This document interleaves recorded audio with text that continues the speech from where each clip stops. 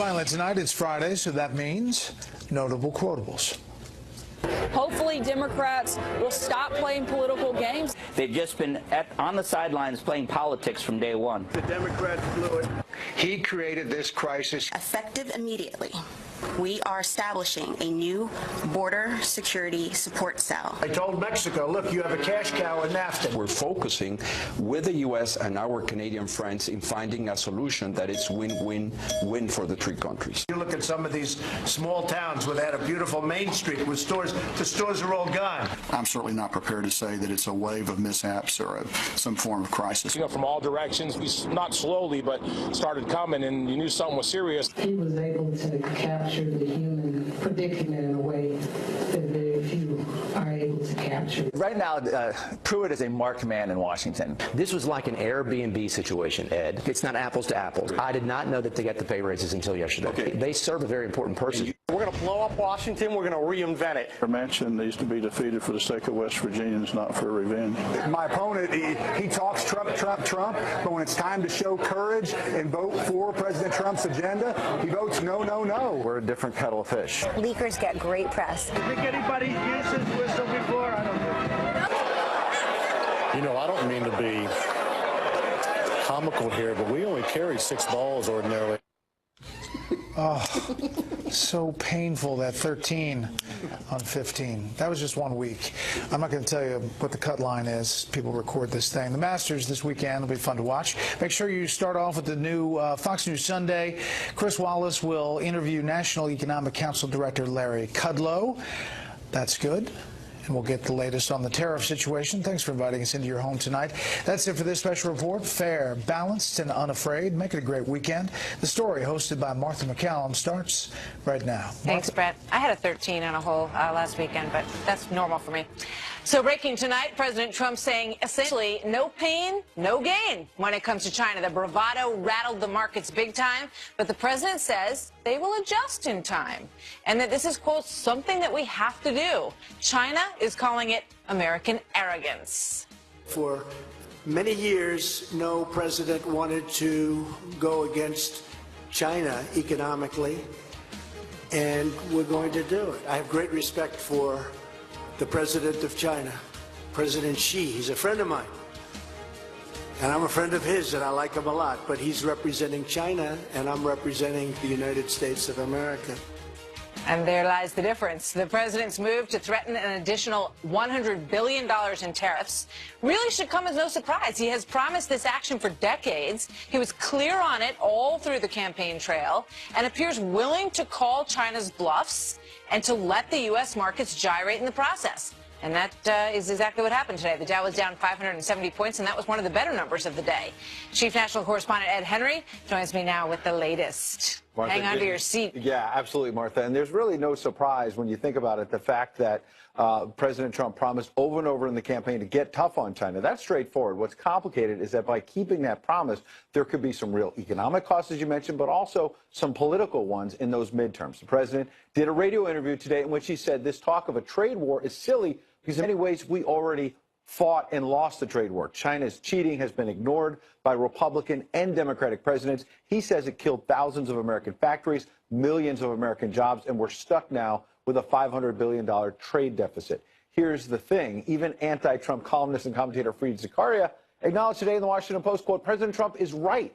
China is a trade cheat. Previous administrations exerted pressure privately, worked within the system, tried to get allies on board with limited results. Getting tough on China is a case where I am willing to give Trump's unconventional methods a try. Nothing else has worked.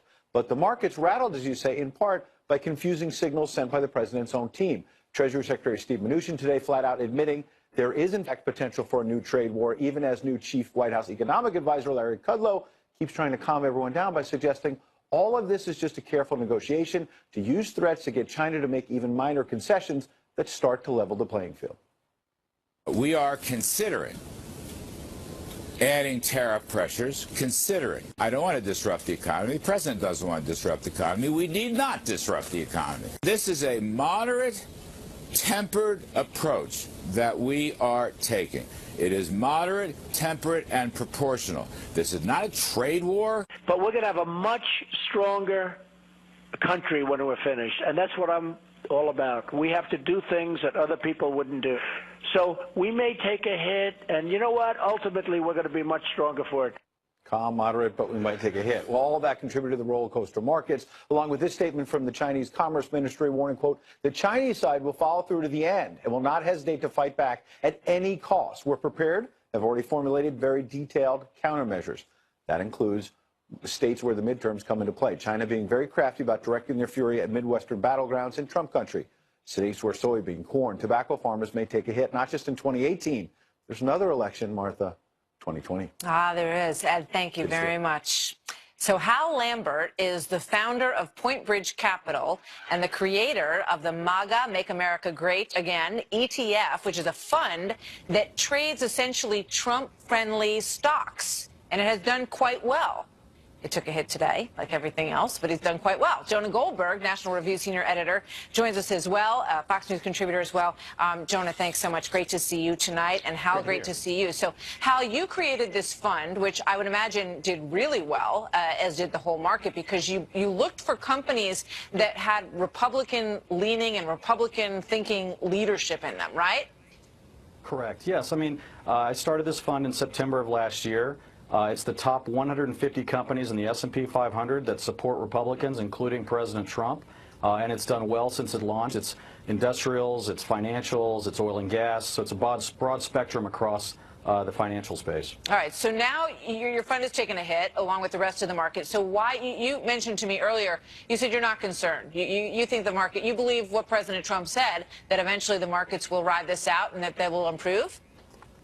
Exactly. I think that, the market's focused on very short-term trading patterns, and President Trump has started these trade negotiations off. It's very public, and he started it off with a stick. And China has responded, but the stick is not the final place that we're going to end up. We're going to end up in a place where we're both negotiating. And we're going to come out, I think, in a much stronger position long term. President Trump's a businessman. He's not a politician. And he's focused on putting America first. And China has been a predatory trade partner, and it's been unfair trade for many, many years. The previous administrations have started these negotiations off softly. It's always ended poorly. And this is going to be different. It strikes me, Jonah, I've been thinking this for the past couple days, as reading and thinking about this whole story, that we have been in a trade war for a very long time. We just haven't been fighting it. We've been letting it happen. So why not step it up? And even Fareed Zakaria seems to be agreeing that nothing else has worked.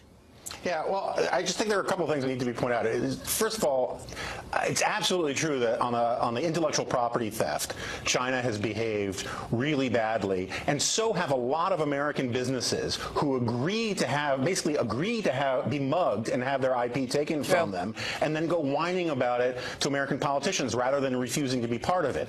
But look, if we had to get to tariffs to get some compliance from China, I would be open to all that. Where I see a major disconnect here is this idea that this is a thought-out, serious plan about negotiating. You had Larry Kudlow, who was an old friend of mine, surprised this morning. He didn't know anything about these $100 billion more in tariffs. There is this, basically, I think what Donald Trump believes in is in protectionism. He was honest about that. He campaigned on that. The markets don't believe in it. Companies that sell our products overseas, like Boeing and our farmers and all of them, they don't believe in it. And we can't get a coherent message, including the Chinese, who have been saying for months they just want to know what the administration wants from them. But when you look back at the early stages of this discussion, and I like looking way back, because he's been talking about this in New York for the past 30 years, first with Japan and then with China, just saying it's not fair, this isn't a level playing field, all of that. But when he first asked for a deal on these China trade tariffs, they said, maybe something in the $30 billion range. He said, no, I want much higher than that. So they gave him 50, and now he comes back and says, no, you know what, we need 100. This is classic Trump, and you're right, it probably isn't thought out to the nth degree, but it's classic Trump negotiating tactic that I would imagine is an effort to force them to say, all right, we're going to have to go to the table and talk this out, Hal. Does that make... But China's been asking to sit at the table for a very long time. Sorry, guys, I drew you there. Go ahead, Hal, and then Jonah, thanks. Yeah, Martha, I think that there's a little more to this. I think President Trump's been very clear. He believes in free trade, believes in fair trade. Everybody in the administration believes in free and fair trade. That's what we're trying to get to. It's not protectionism. It's free and fair trade. And here's the deal. China came out and put tariffs on our products, and it was about 38% of what we sell into China. What we put on the tariffs we put on was about 10% of what we buy from them. So they'd put on 4 times the amount of tariffs that President Trump had put on, and that's why President Trump came out today and said, well, we ought to look at doing $100 billion. So this isn't some sort of willy-nilly thing that's going on. This is thought out, and this is negotiations. It's public. And it's difficult for people to understand, but it's what's going on, and I think it's the appropriate thing that's going on. And he's looking out for American businesses. China has stolen billions and billions of dollars of intellectual property from our companies. They have massive tariffs already going into their country. They're not an open society. They're not an open trade partner. And we believe in free and fair trade, and that's what President Trump's trying to get to. Well, President Xi is going to be around for a long time. Jonah, final thought. Yeah, I actually don't think he's actually looking out for American businesses. He's not looking out for American consumers. Tariffs are taxes. Even Larry Kudlow still says that. And this has been rolled out in a chaotic way. I'm in favor of playing tough with China, but we could have, from day one of the Trump administration, actually filed a multilateral complaint with the WTO. China is much more interested in being a good citizen with the WTO than the United States is, because they have so much more to lose. All right, we got to leave it there. There's 400 complaints with the WTO right now that China ignores. It takes 5 to 6 years to get through that process. I agree, which is why maybe they should have started earlier with the complaints. Gentlemen, thank you very much. Jonah Goldberg, great to see you tonight. Hal Lambert, thank you. Thanks for joining us on this story. Very interesting, right? All right, so coming up, remember this? It got some snickers at the time, but no more. My new national strategy for space recognizes that space is a warfighting domain, just like the land, air, and sea. We may even have a space force. Sounded like a movie, but as it turns out, space war is coming. We will show you what it looks like and what Russia and China are already doing up there. And breaking tonight, is the Facebook fight fair? We know that at Facebook we did not do enough to protect people's data. I'm really sorry for that. Mark is really sorry for that. And now we're taking very strong action to get ahead of the problems. People want to go on the internet and check out their friends, so why not build a website that offers that friends, pictures, profiles? I'm talking about taking the entire social experience of college and putting it online.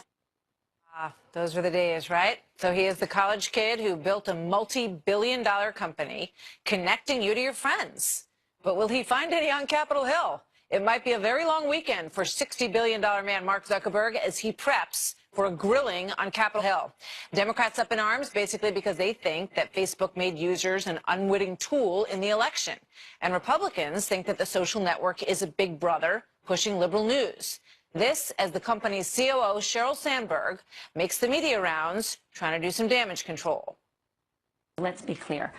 We do not sell people's data. We don't do it for ads. We don't do it for any other reason. We also don't give your data to any advertisers.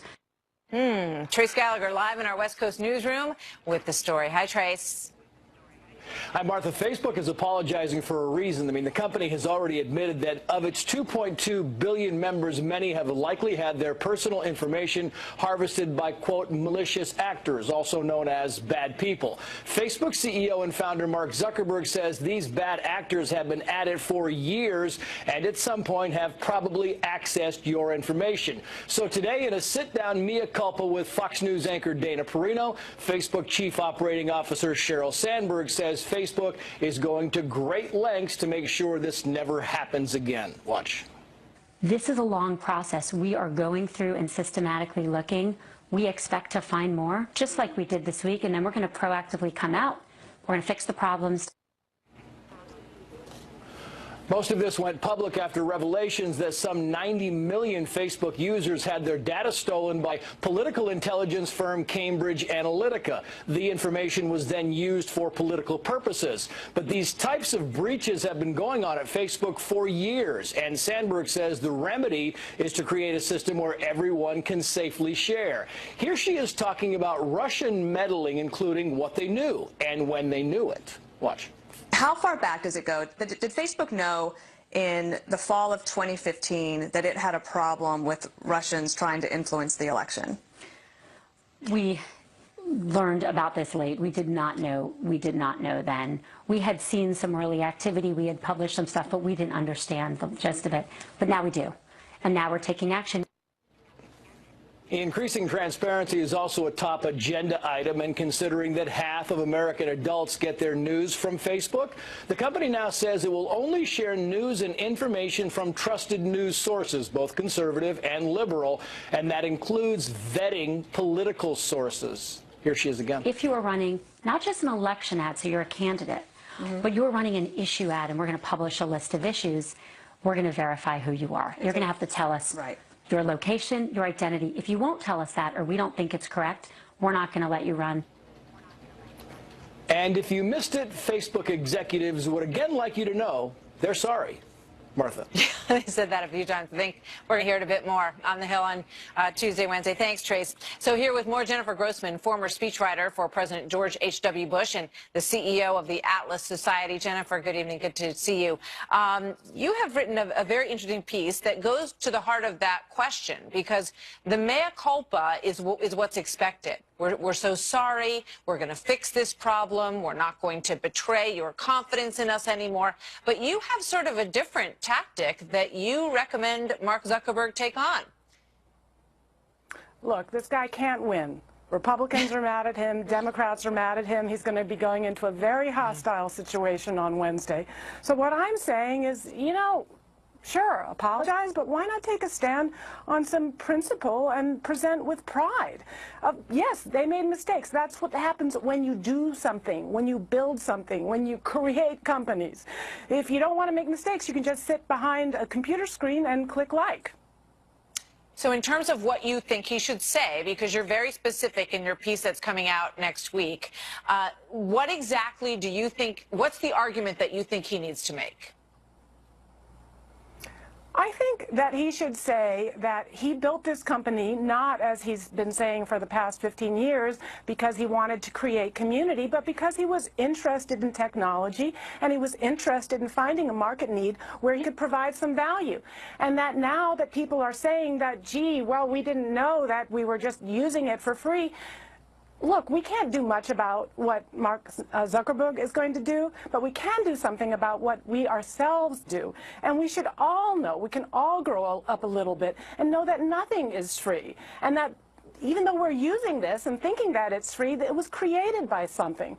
And that is going to have to be paid by someone, whether it's going to be a user fee that we ourselves pay, or whether or not we are going to have services paid for, just like this television program is being paid for right now by advertisers. Yeah, it's interesting because he did speak to NBC earlier today, and basically that was the suggestion. Can you have an opt-out button? Please don't use my profile data for advertising. And Sheryl Sandberg said, we don't have an opt-out at the highest level. That would be a paid product, which I think is an interesting, tantalizing suggestion on her part. Well, I think if Facebook really wanted to put their money where their mouth is, look, it's true. We all see all of that fine print, and it's just way too much to read, and it's written in language that we can't understand. And so, you know, it's a product that we want to use, and so we click, yes, agree to terms and conditions. But what if, before you actually agree to those terms and conditions, Mark Zuckerberg himself came on in a video, and he said, you know, this isn't free. In using our product, we're going to have access to your data, and it's going to be shared. Jennifer, thank you very much. We'll see what he does. We'll see if he takes any of your advice in terms of how he walks in there when it comes time for him to go to the Hill next week. Thanks a lot, Jennifer. Good to see you tonight. Thank you. So coming up next, there have been 3 crashes claiming 5 lives in less than 1 week. A lot of new concerns about our military's aging equipment and our ability to fight at home and abroad. Plus this. And the very people that talk about how awful this town is, send me back and I'll clean it up. They have no interest in cleaning this up because they benefit from the system. A stunning new documentary showing just how deep the swamp really is in Washington, as a new report reveals Republicans may be in more danger in November in the midterms than originally thought. The man who literally wrote the book on government waste, former Senator Tom Coburn, wants to weigh in on the midterms, and Chris Steyerwalt with an eye-opening look next. The House will definitely flip. Why would anyone vote Republican? Well, Why so would they lose. anyone vote Republican? There's no point, Tom. Channel 115. Despite President Trump's approval rating inching higher in recent polls, the news is not so good for his Republican-controlled Congress.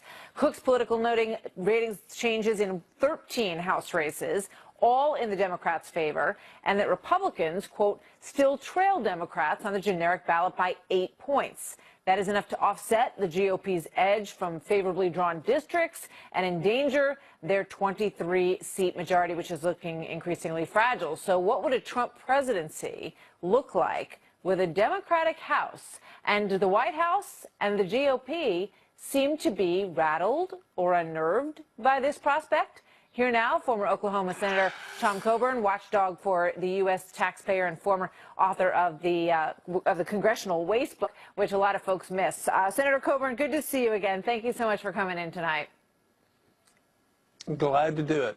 So what is your take? Because, you know, from a distance, you look at what's going on, and we all remember the surprising, really, wave election of 2016, and Republicans crowing about how the control that they had over the House and the Senate and the White House was what they had wanted for years and years. It was a once-in-a-lifetime opportunity, and now they seem to be saying, well, we're pretty satisfied with what we got.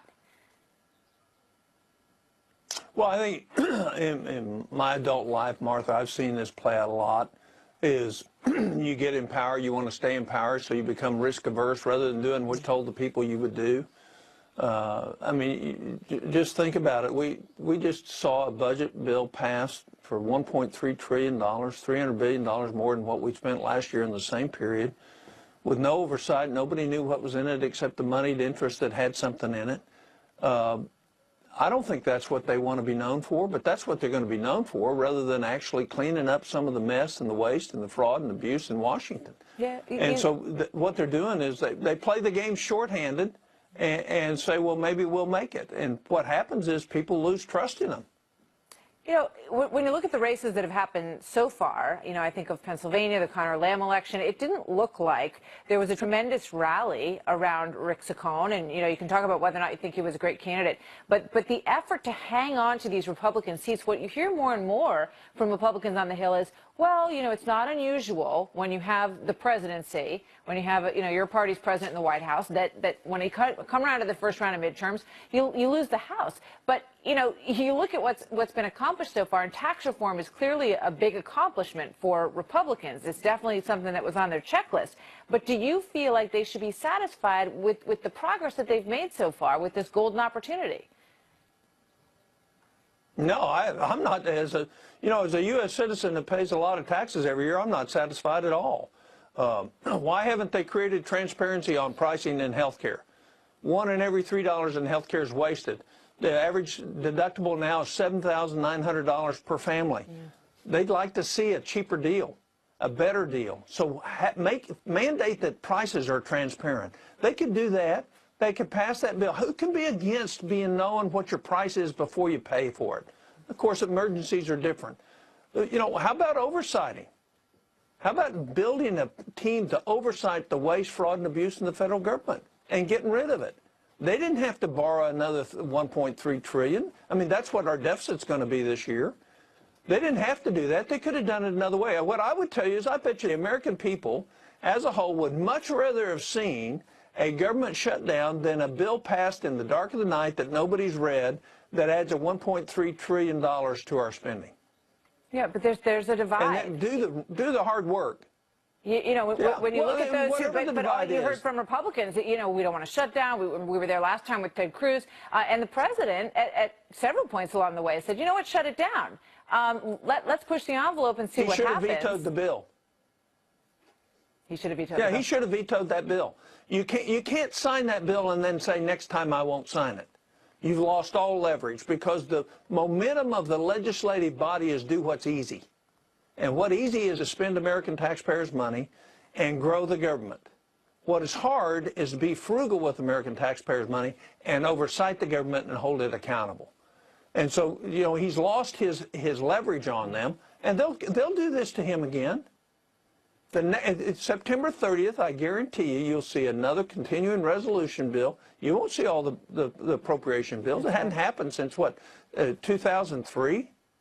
Extraordinary. And you're right. You're going to see a CR and then probably another omnibus bill in December. Senator Coburn, thank you. That's right. It's good to hear your voice on this, and good to see you again. Thank you so much. So joining me now, great to see you too.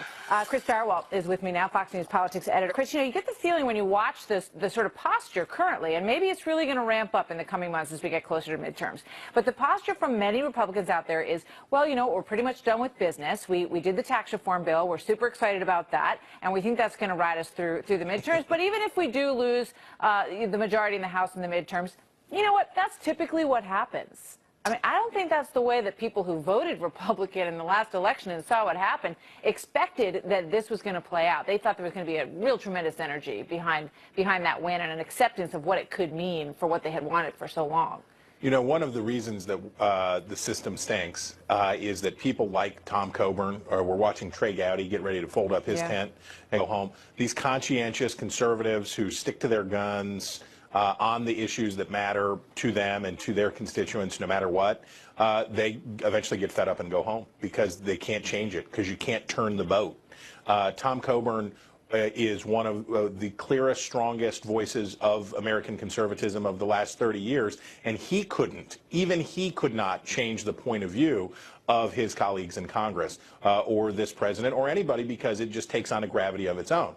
But we should remember, to be fair, to be merciful to people, we should remember that finding issues on which there are lots of things that Republicans could legislate on that would be popular, but either one of two things.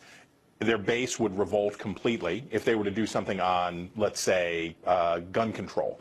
There are popular positions they could take. If they did something on immigration, there are popular positions they could take that would get 70% of the electorate, but their base would absolutely revolt, and they'd kill them in midterms anyway. It's sort of like they're damned if they do and damned if they don't, so they're choosing don't, because at least you don't have to break a sweat. Do you think that the White House has a, you know, because President Trump is not formally a politician, do you think they have a sense of what kind of wrath will be headed their way if they have a Democratic House? You know, when you look back at Fast and Furious, you look back at Benghazi, you look back at the oversight efforts that Republicans had during the Obama administration, you're going to see, I'd imagine, a mirror image of that will be relentless daily. Am I wrong? Oh, no. Scott Pruitt would have to go hide under all the rocks. Anything that the Democrats could get their teeth into, including Russia stuff, of course, up to and including impeachment, is all suddenly gets on the table. But let me tell you a different dangerous scenario for Republicans. There's a middle point, which is, so they've got 24, they got a 24-seat cushion in their majority. If that 24 goes down to a handful, if it goes down to 5, it's almost worse to have the majority because you can't govern. There are too many defections. You can't pass legislation, and your party's at war with itself, and the other guys don't have to take responsibility for it. At least if you lose the House, you can say to the Democrats, okay, well, what do you want to do? Yeah, well, the dirty secret may be that, you know, there might be some on the Hill who say, oh, you know what, we're not in power anymore. They're kind of, now we're the opposition, which is kind of a good place to be sometimes if you want to stick around for eternity. Chris, thank you very much. Always good to see you. Thank you. Happy Friday. You too. So coming up, it may sound like something out of this world, but the military says that a space war is coming and that the United States is not ready. Next, how this could cripple America. And a new film shedding light on the late Senator Ted Kennedy's Chappaquiddick car crash that killed a young woman named Mary Jo Kopechne. Her cousin joins me exclusively on what this movie means for her family. This country has a deep connection to the Kennedy name, and that is a valuable thing, gentlemen. We can't just let that go to waste. We need to remind the American people what this family has been through and how much more we have left to achieve. Talk of space wars tonight and whether or not we are ready for them. But the immediate battle appears to be in this orbit. I would reject wave and crisis. Those are mishaps that occurred. We're going to look at each one in turn. Each one is tragic. We regret each one. We'll look at them carefully. I'm certainly not prepared to say that it's a wave of mishaps or some form of crisis.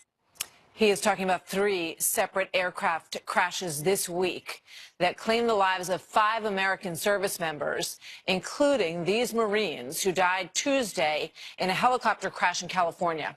Officials insisting that this week's crashes are not connected to each other.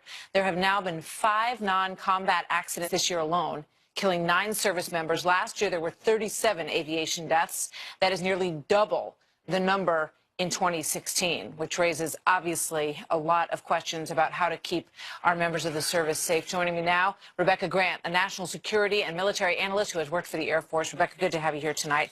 So the first question is what your read is on the tragedies that we have seen unfolding one after the other. Those crashes are not going to turn out to have any technical linkage. They are linked by the fact they remind us of the sacrifice and the patriotism of those air crews. But they're 3 very different systems. We have to wait for the accident reports, but the crash of the Aviate-B, I suspect that's going to be a maintenance issue. That pilot was very lucky to eject. He did very well. With the Marine helicopter crash, we don't know the causes yet. The Air Force Thunderbird F-16, that's a very highly rated aerial maneuver team, and we'll have to see what caused that tragic accident there, but they're going to be unrelated. That said, there is a crisis in military aviation. We need newer aircraft for our crews, and they need more funding and more flying hours. Yeah. No doubt. And as General Mattis says, you know, we have the funds in our country to do this safely, and that has to be the priority. I do want to ask you about this other fascinating report about space wars and whether or not we need a separate space force in our military to fight them. Here's the president referring to this, and then right after that, we'll hear from the Air Force, the director of the Joint Chiefs of Staff. Let's play these sound bites. My new national strategy for space recognizes that space is a warfighting domain, just like the land, air, and sea. We may even have a space force, develop another one, Space Force. We have the Air Force, we'll have the Space Force. I believe we're going to be fighting from space in a matter of years. And we're the service that must lead joint warfighting in this new contested domain. It's not only our destiny, it's what the nation demands. You know, I think of Star Wars, and you imagine, you know, battles that happen in outer orbit even. It's a stunning future, but, you know, the way that we watch things happen, it's fairly predictable that we will be fighting up there, isn't it? It is, and what's driving this is that Russia and China have both developed counter space capabilities. And Martha, our satellites are so important to our military and to our daily life and to the global economy. We have to protect those satellites on orbit because of the advantage they give our military forces, and also for the precision, navigation, and timing and everything they do that's laced throughout our daily lives. I mean, when you think about space war, forget ISIS and terrorism. This is something that could affect every single American if it comes to pass. We're going to be talking about this for the next several years. Because so much of our technology is on these satellites initially, right? I mean, you can take out someone's satellite and you can basically put them in a situation which you say we practice already, our military, which is called a day without space, and you say it's pretty ugly. Yes, our military depends, think of all our deployed forces, ships, bombers, even our folks on the ground, all rely especially on that GPS constellation and on other warning and timing. So our forces exercise without space, but we have some very important constellations. Take, for example, we have 4 missile warning satellites. They have great heat seekers, but they're about as maneuverable as water buffaloes. So they sit up there and they watch a North Korean missile launch, for example. They pick up the plume and tell us where that missile may be heading. They're absolutely vital to world stability, but they're vulnerable to jamming, they're vulnerable to other interference, and so our doctrine now is to say, hey, Russia, China, anybody else, don't try it. We're going to start defending our space assets and have a strategy so that we can compensate for any interference with our space capabilities. Incredible. I can't wait to see how this plays out. Rebecca, thank you so much. Fascinating. Great to have you tonight. Thank you. So coming up next, her tragic death helped derail Ted Kennedy's political aspirations. You won't have a political future if you're in jail, Ted. You're fighting a battle on two fronts and you don't even know it. I think you need to cool down here, Bob. Okay, I understand my problem with the press and with the people of Massachusetts. Now Chappaquiddick being told in a whole new light, highlighting the Mary Jo Kopechne that her family knew. Up next, in a story exclusive, we speak with Mary Jo's cousin. She tells us what Ted Kennedy told them and reveals the news that made Mary Jo's parents feel like they lost her all over again. 10 hours she lay in the water. What kind of a person would allow her to stay in that water, that black water, for 10 hours? I'm going to ask, after Bobby was killed, why didn't I run in his place? What would you have done? I don't know if you were me and he was your brother, what would you have done? I'd quit, leave Washington, never look back, which is exactly what I did. That's from the new movie Chappaquiddick, which opens tonight. It was the night that ended a young woman's life and Ted Kennedy's White House aspirations. This telling wire copy was one of the first headlines that next day. It read, "Ted safe, blonde dies." The blonde had a name, of course, Mary Jo Kopechne. She was a staffer for Bobby Kennedy, and her family says they feel this movie finally shows her as she was, a bright young woman whose life had a promising future that was snuffed out when Senator Kennedy fled the scene. In a new op-ed, they write this, quote, "Mary Jo Kopechne was not a wide-eyed Capitol Hill staffer. She was a seasoned idealist with big ambitions. When you realize who she really was, the tragedy is greater." To this day, speculation continues about the circumstances surrounding her death, including why Kopechne's body was discovered in the back seat area of the car and why another woman's purse was also recovered from that car. I recently sat down with Georgetta Petoskey, Mary Jo's cousin and close confidant, and the author of the book, Our Mary Jo. What goes through your mind reliving this story and watching it on the big screen? It was very powerful. It was very emotional, and it was very sad. But we did like the movie. We thought they did a masterful job with it. I thought Jason Clarke was, you really thought you were watching Ted Kennedy, and Kate Mara was darling and sweet. And I think it captured Mary Jo's personality. And I think they find, at the same time, they walked a fine line with some of the scenes so that not to imply the wrong thing. And we appreciate that because Mary Jo was a woman full of integrity and intelligence and ambition. And we still miss her to this day in our family. I'm sure you do. I'm sure you do. She was from an area not far from where I live. And I can imagine that the loss is still so enormous for you to this day. I know you have a lot of questions about Ted Kennedy's role in all of this and just what they were even doing in that car together in the first place, right? Well, when we first heard that he said that he was taking her to the ferry to catch the last ferry, well, I believed that because Mary Jo would not have stayed overnight on the island. She would have wanted to go home. And so it seemed perfectly natural for us that they would be trying to catch the last ferry. And having lived in New England, we know that most ferry lines stop at midnight. That's right. So when he said they left the cottage at 11:15 and were going to catch the last ferry, that made sense to us, at least at the time that this was all happening. Yeah, you know, when you watch the movie and you see those behind-the-scenes machinations of the Kennedy clan getting together, really focused on trying to save Ted Kennedy's integrity, trying to save the Kennedy name and all of that. We tell the truth, or at least our version of it.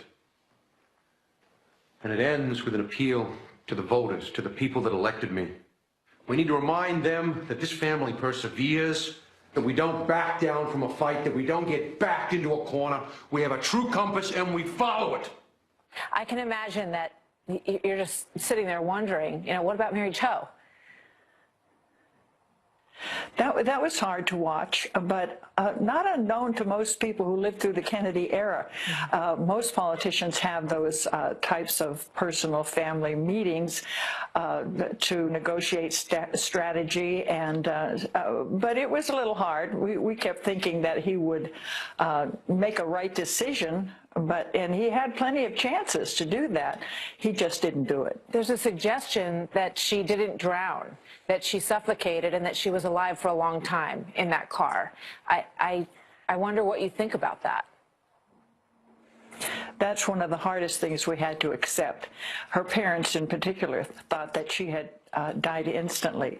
And a few years after she died, they went up there and spoke with John Ferrer, the scuba diver, and he told them she could have lived up to 3 hours in the air bubble in the car, and it was like they had lost her all over again.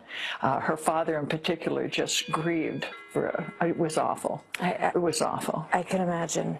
You know, in terms of the movie, there's some discussion now that there was an effort to suppress it, that some supporters of the family didn't want it to come out. Does that surprise you? Well, yeah, there's always been a lot of suppression of books and stories, and this is the first time almost 50 years that the movie is being made. And when we saw the film, the scenes that they had photographed were just like the scenes that had been running through our heads for 50 years. So they did a great job. Do you remember, you know, learning this news? It must have been such an enormous shock, obviously, for you and your family. Were you even aware that she was out there that night? No, I was not. My husband was in the Navy when we were living in North Kingston, Rhode Island. And it was a Sunday morning that the phone rang, and I was folding diapers. I had 3 little girls. And Bill, my husband, took the phone call, and I heard him say, "Mary Jo, that's too bad." And I knew she was dead. And he came in the room and he said, "Mary Jo has died in a swimming accident in Massachusetts." I said, "What happened?" He said, "I don't know." No one knew actually what had happened for the whole week that the funeral was taking place. The Kopechnes, Mary Jo's mother and father, had a very brief discussion with the Kennedy people that said more or less, if you just calm down and take it easy, and we'll meet afterwards and we'll tell you everything about what happened. So they were destroyed anyway, and they were not in any position to have any long, complicated conversations. So we just got through the wake and the funeral and the burial the best way we could, and then we waited. Georgetta, thank you very much for joining us. I'm glad that you and your family feel that this portrayal of her is closer to the Mary Jo that you knew. And I thank you very much for sharing your story with us tonight. Certainly. Our thanks to Georgetta. Mary Jo's family is working to keep her legacy alive. You can find out more by going to Facebook and searching for the Mary Jo Kopechnes Scholarship page. More of the story after this.